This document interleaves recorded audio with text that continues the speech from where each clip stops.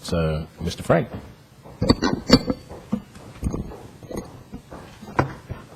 We got this now, so.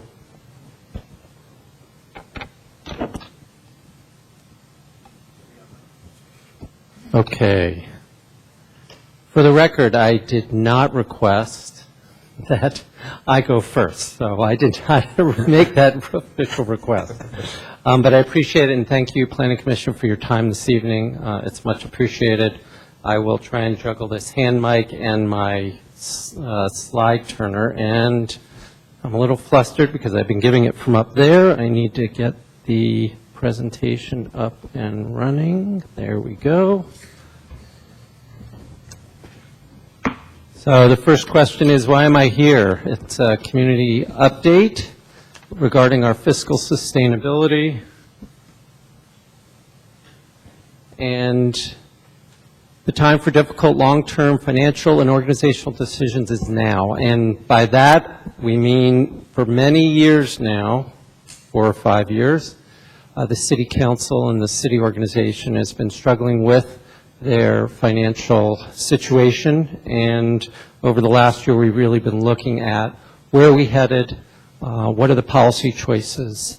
And so I'm here this evening to let you know that these discussions are going on at the policy level with the City Council, and let you know what some of the options are that the City Council will be facing in January and early February.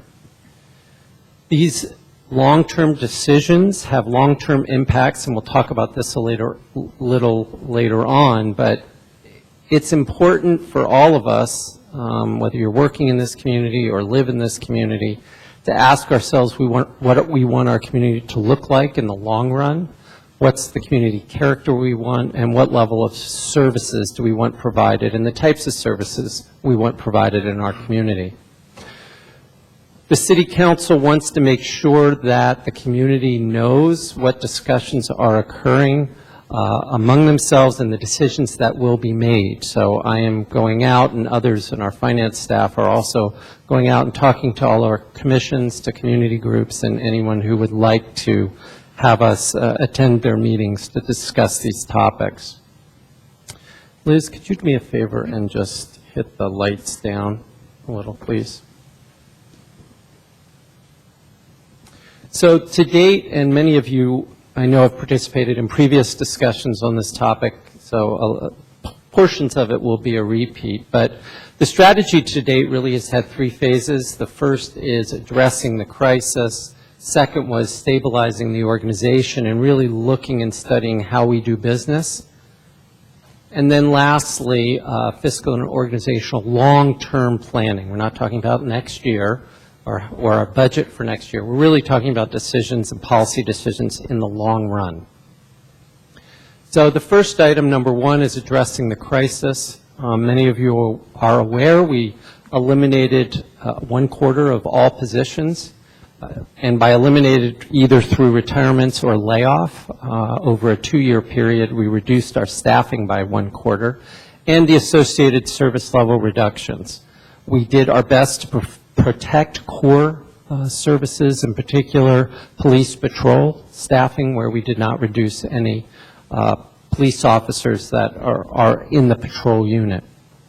City employees participated in addressing the crisis in an amount over $2 million, and this was in a whole host of areas: salary reductions, benefit reductions, implementing the legally allowable pension reform that we were allowed to under state law.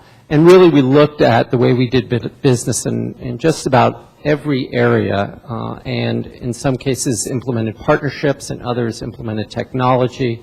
We did independent organizational and efficiency studies of various folks that are experts in particular areas, whether we're talking about how best to provide custodial services or vehicle maintenance services or vehicle replacement program. We looked at a whole host of areas. During addressing this crisis, we reduced our deficit by 90% over this period of time. And as we were done this piece, and finished the 90%, there was realization that if we went that last bit, that it was really going to impact both the look and feel, but the type of community we want to be as we move forward in the long run. So at that point, we went to the voters for a half-cent sales tax, and the voters passed that at 57%, and it has done what we hoped it would do, which was to prevent, to fill that structural deficit over since it's been implemented, and prevent further service reductions and further staffing cuts. We have also used it in key areas that were highlighted in the ballot measure to fund, including our Novato Police Response Team, Economic Development Program, and some areas in recreation and parks. I don't know if it's a dilemma or the concern has been that, we passed Measure F and things were still going down, and we were assuming a certain structural problem. Well, we come out of the recession, things are better than they originally were, and so Council has been very wary until we have a long-term financial plan of spending all of the Measure F dollars, because none of us, myself included and staff, want to go adding ongoing services and add ongoing staffing only to then 3 or 4 years from now need to eliminate that staffing and reduce those service levels again. So we have been very hesitant to spend every dollar of Measure F. Once these long-term policy decisions are made, I know that will change. We then spent a full year, this past year, doing long-term planning, and not just fiscal, but organizational as well. We had over 12 workshops with the City Council, televised workshops, where we went into depth in a whole host of policy areas, including pensions, employee compensation, all the different departments and service levels, all various revenues, all the major policy areas. Subsequent to that, we put out a 160-page fiscal sustainability plan that is on our website, and that really captured all the information we presented and the new information that also came out through those workshops. In conjunction with this plan, soon after, we released a web-based tool that's also up online on the city's website now, and it is not a game. Those are real policy options, and it allows the user to pick and choose various options to solve the city's long-term structural problem. There are, as I mentioned, these are real numbers with real policy issues. One of the things now it's a lot of detail with a lot of backup information. When you hover over different options, it gives you paragraphs to read, and even more information in the sustainability plan. So it's not something you can just play with. I mean, you really need to dig into it, but it's been incredibly valuable for both the City Council as decision makers and staff to use this to look at, okay, where do we go from here? One of the results of that really has been the simplicity on the other side of complexity. I pulled this quote from Supreme Court Justice Oliver Wendell Holmes. But it really has, through that process, allowed us to look at, okay, what are the key policy choices for the community and for the City Council? And they boil down to revenues, human resources, and infrastructure. So let me just spend a little time on each of those. With regard to Novato's revenue structure, these spinning things are all things that come to mind when I consider the city's revenue structure, and it's really fascinating. It took me a couple years of being here and saying something's wrong, that doesn't make sense. Why is it that we, given our service levels and given our compensation and benefit levels for employees, something is wrong here? And it took a while, but we figured out what some of those issues were. To do a little bit of just basics, if we just look at property tax, if I start with property tax, this is a dollar you pay in property tax. City of Novato gets 6.8%. The schools, the other county, state receive other pieces of that dollar, but we get 6.8 pennies of that dollar. So now that red bar has moved all the way to the left, and these are all of the cities in Marin. And what you see here is that while we get 6.8 pennies on the dollar, at the other end of the spectrum is Mill Valley that gets close to 26 cents on every dollar. We are the lowest of any other city in Marin by a good amount, with the exception of Tiburon. You will notice the Novato Fire District, which is not run by the City of Novato, as it's its own government entity, receives about double the amount of property tax that the city receives. And a lot of what I'm talking about today is not value-based. I mean, it is what it is, and some of the other slides as well. I'm just saying this is the landscape, this is the reality of where we are today.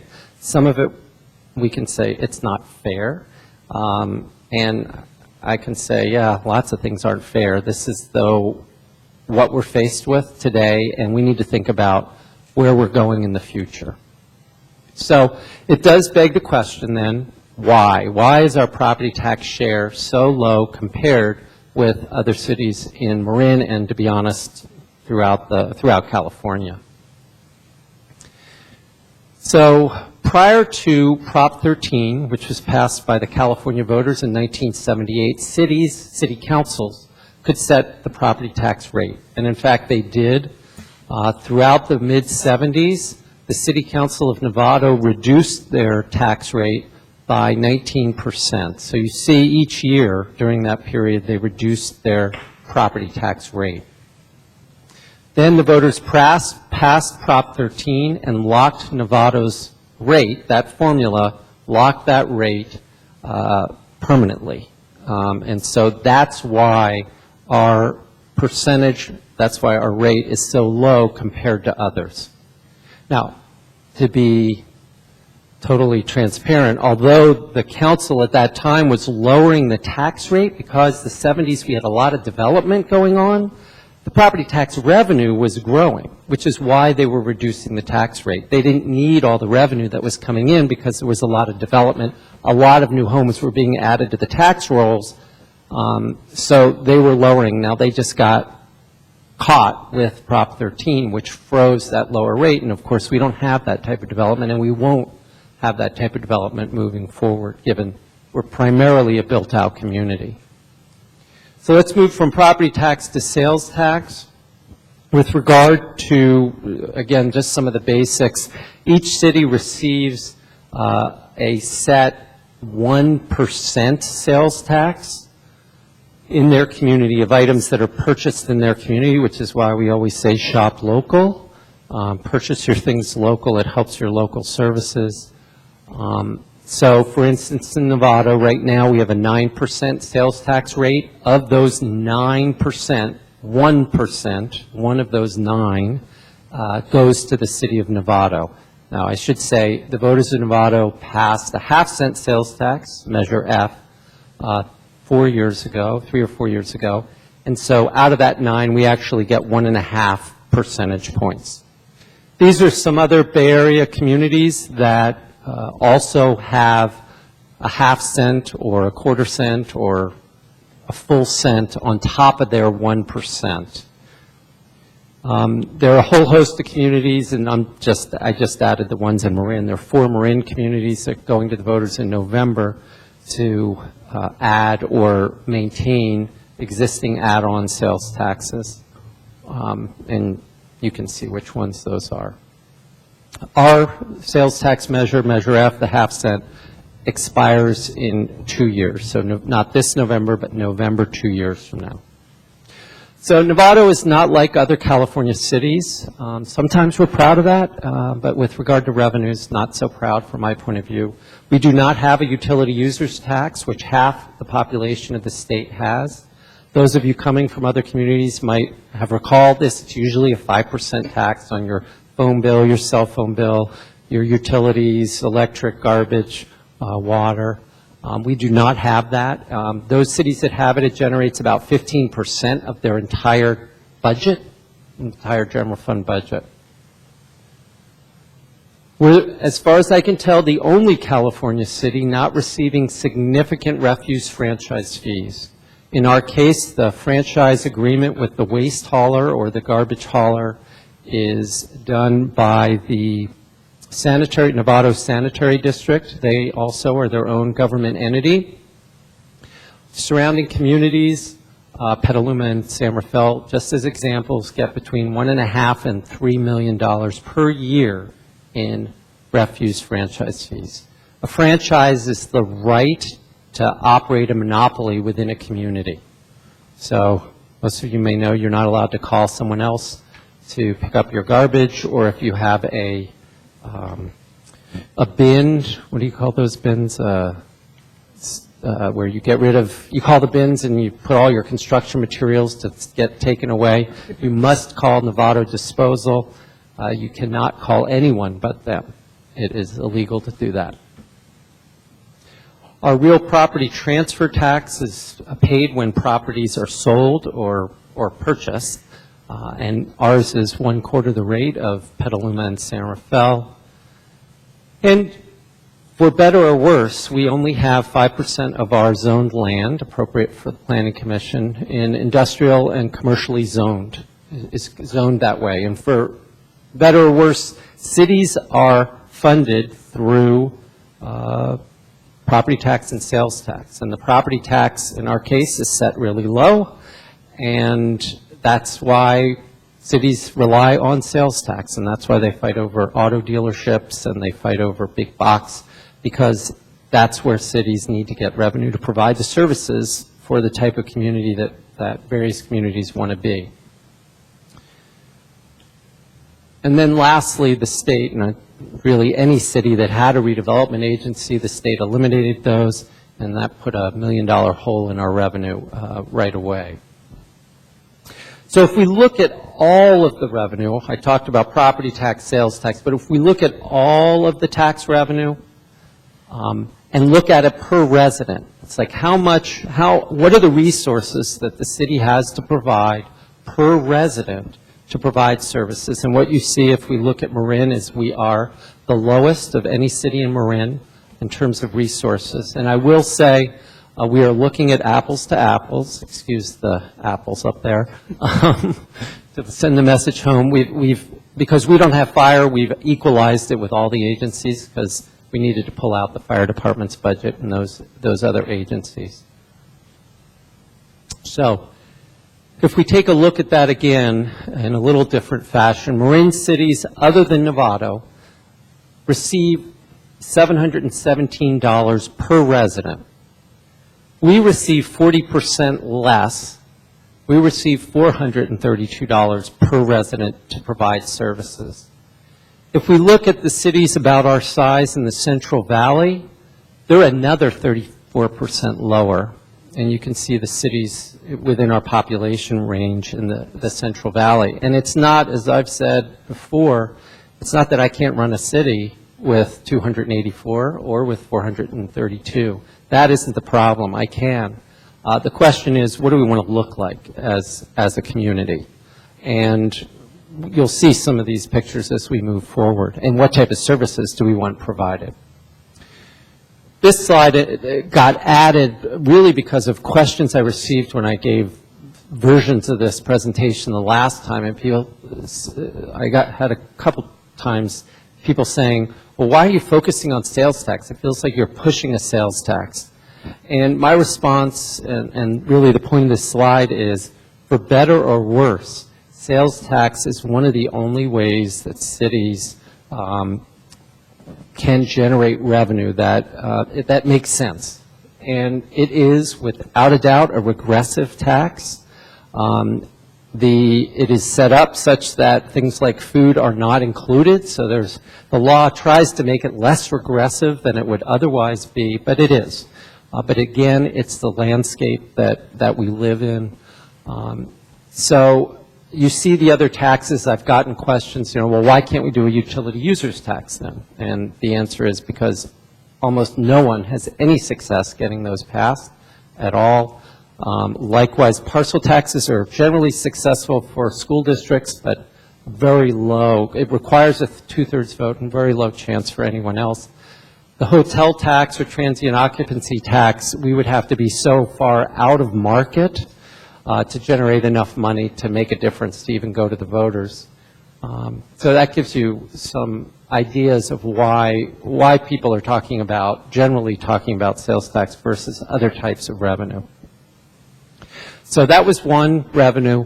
Two, human resources, our employees. People, the general public often doesn't recognize or realize the breadth of employees we hire, the advanced degrees that many of them need, or the training that many of them need to do their jobs. Here are just some examples. And they also don't realize to the extent we often, in many classifications, compete with the private sector, whether we're talking about IT system analysts or database administrators or accountants, civil engineering is one of the largest areas we compete with the private sector.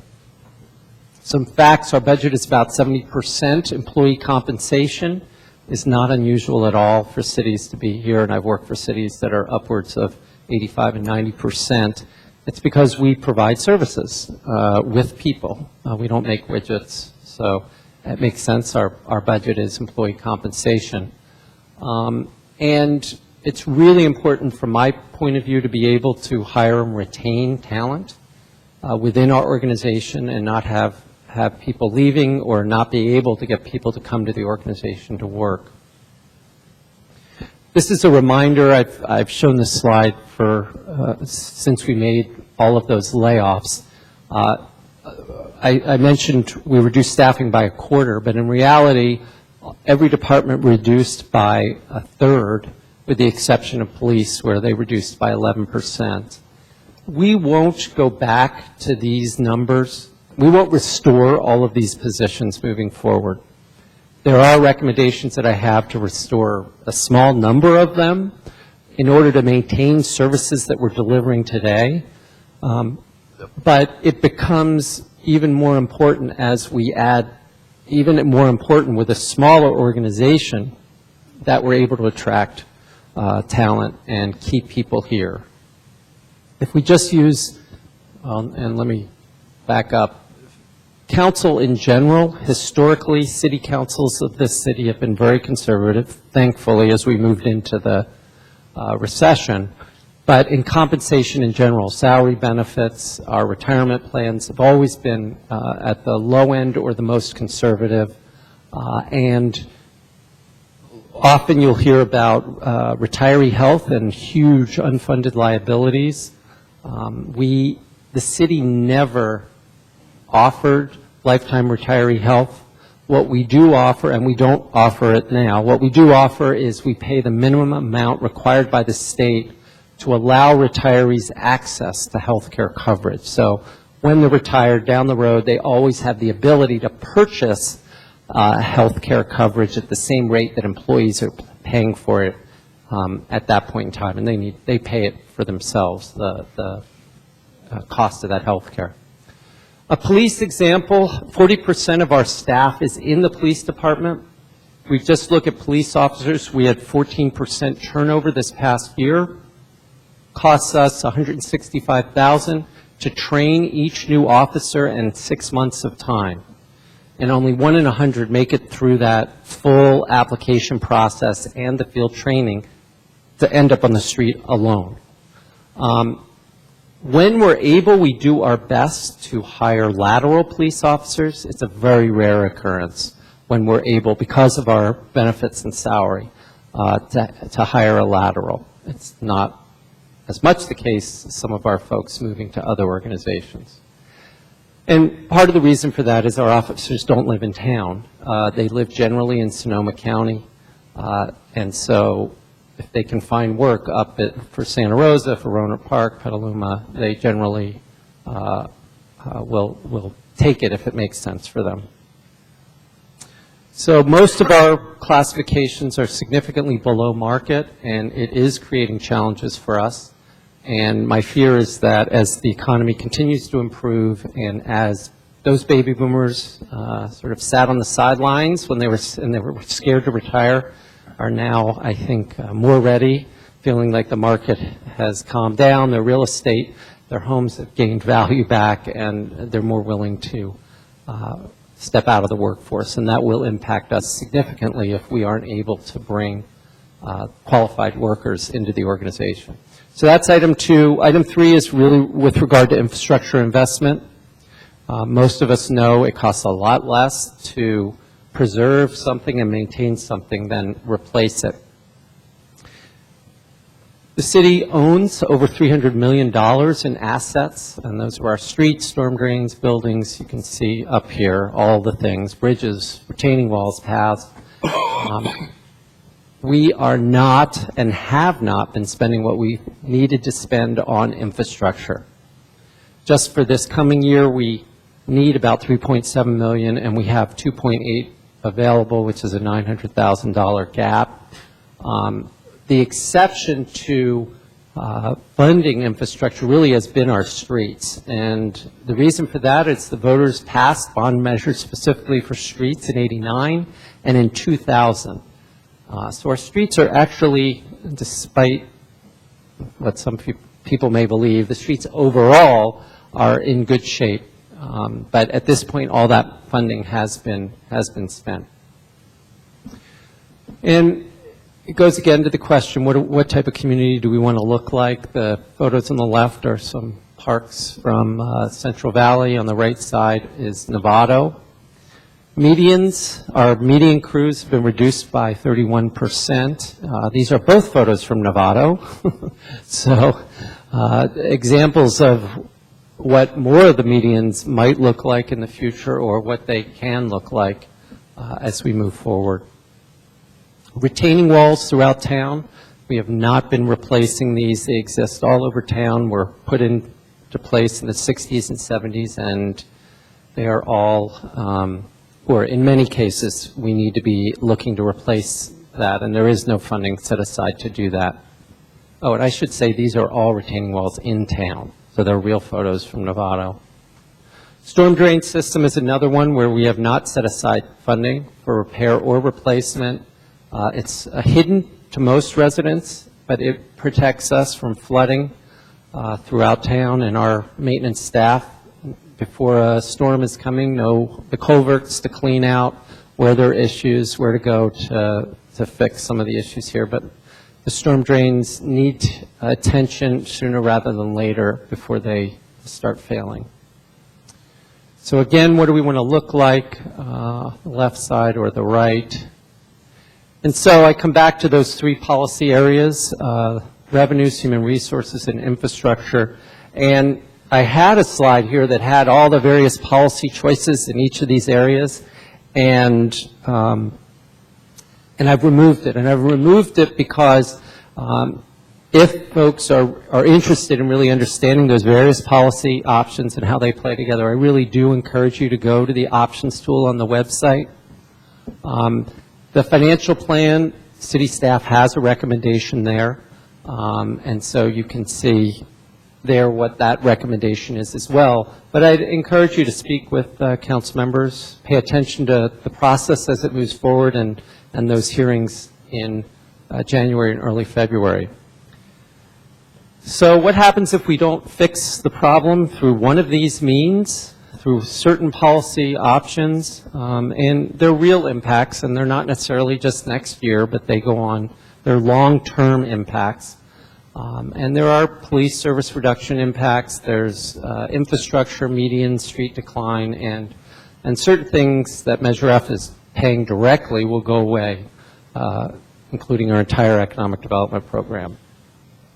So in conclusion, the 3 major issues facing us and facing the City Council is our revenues inadequate for a Marin community, our employee compensation is falling behind market, and our infrastructure is not adequately funded.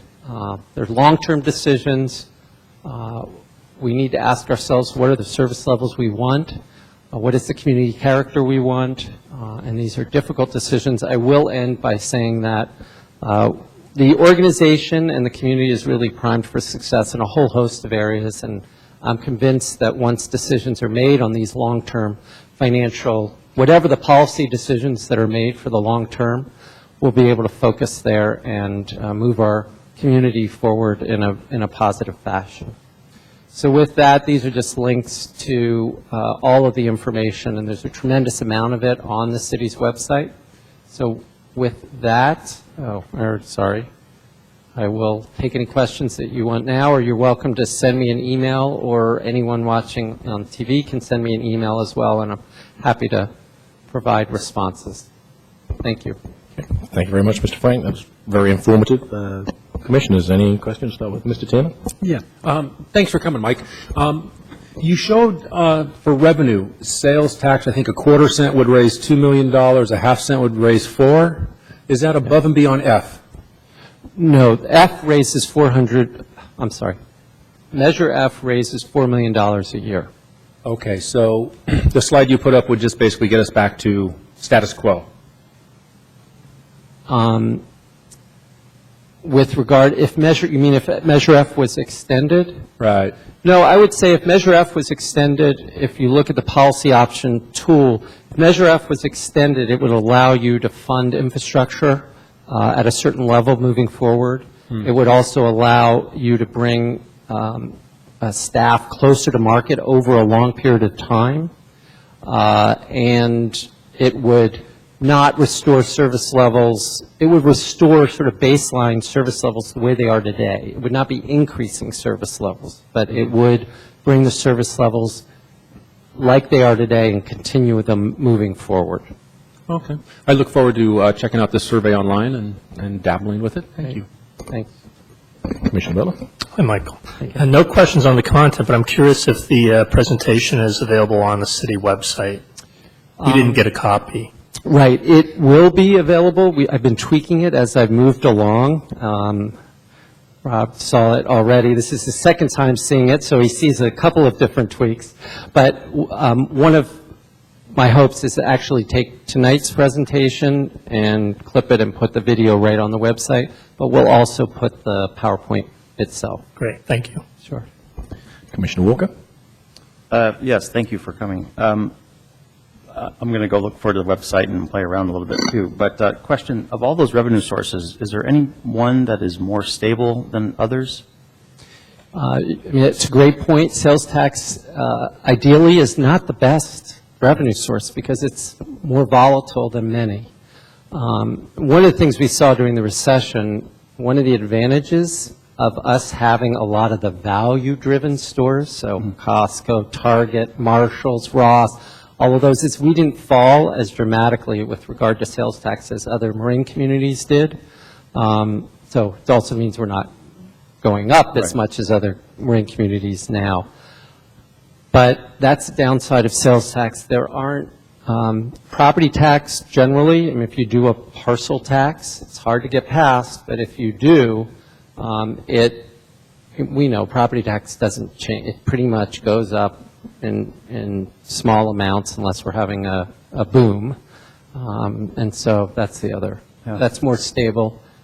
Real property transfer tax is more volatile than a sales tax. The only other one that I didn't put up there, and maybe there's subconsciously reason I didn't do it, is our business license tax. So I'm sure there'd be a huge uproar, but it probably should be up there as well. We can't change it without going to the voters, unless, of course, we're reducing it. But that's another potential one that would not have volatility. And then one other question. I'm aware of some conversations going on in Sacramento, I guess you can call them conversations, about potentially changing parcel tax thresholds and other things that are happening there. Are you aware of those, or is there anything that piques your interest of those conversations? Not in terms, so there are positive discussions going on about primarily what what's the replacement for redevelopment going to be? How are communities going to pay for large infrastructure projects in order to promote economic development occurring in their communities?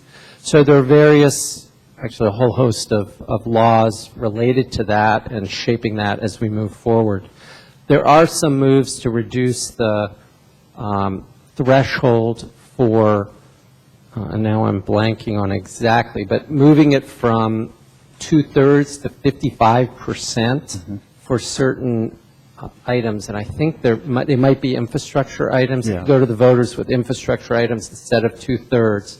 Because right now, if you go to the voters for anything that's designated, so we want money for police, right? That's a special tax that requires 2/3. A general tax requires 50%. That's what Measure F was, and that can be spent however council decides they want to spend it. But there is some movement to reduce that threshold from 2/3 to 55%, but only in certain instances. Yeah, thank you.